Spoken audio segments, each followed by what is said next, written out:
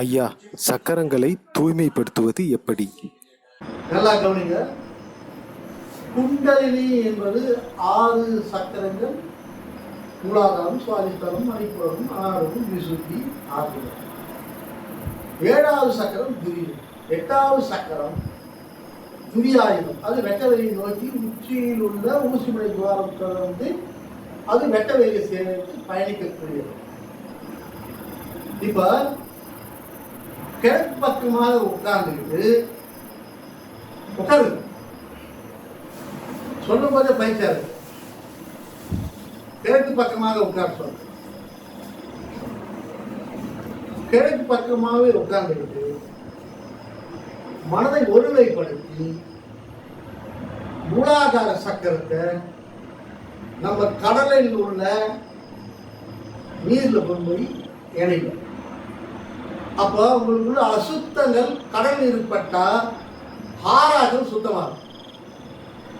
இந்த ஆறாகம் சுத்தமாகும். அப்ப கடலை நோக்கி மானசீகமாக மூலாதார சக்கரம் அங்க சென்று ஒரு செகண்ட் அந்த இதுல இருந்து கடல் நீர்ல இருந்து ரிட்டர்ன் வர மாதிரி கவனிக்கும்.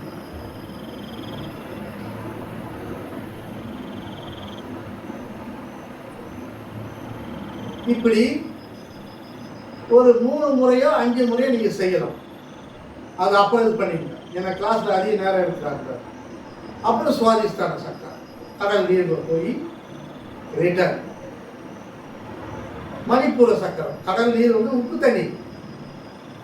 அப்ப நம்ம ஆறாக்களையும் சுத்தம் பண்றோம், சக்கரத்தை சுத்தம். ஆச்சா, இப்படி ஒரு ஆதாரங்களாக கொண்டுட்டு போயிட்டு விசுத்தி வந்து சுத்தம் பண்ணணும். விசுத்திக்கு மேல ஆகிரியா இதையும் கொண்டு போகணும்.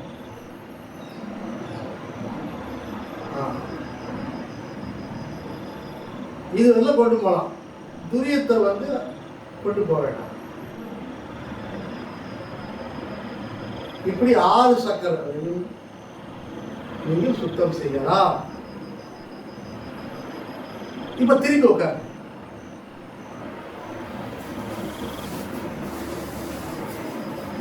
மேற்க பார்த்து உட்காரு.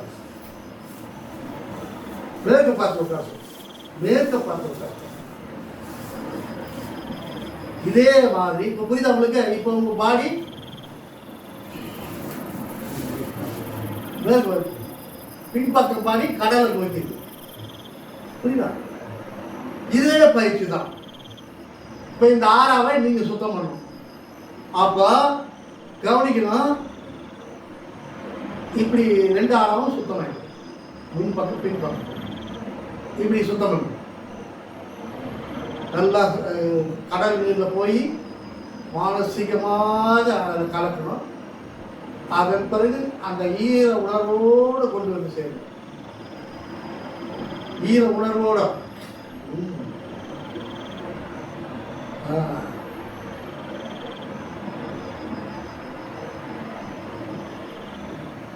இப்படி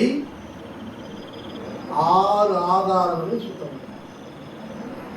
ஆகிரியாவும் சுத்தம் பண்ணலாம். ஆகிரியாவையும் நமக்கு மன அழுத்தம் ஏற்படும், சக்கரை சுத்தம் இருக்கும். அப்படி 6 ஆதாரங்கள் சுத்தம்.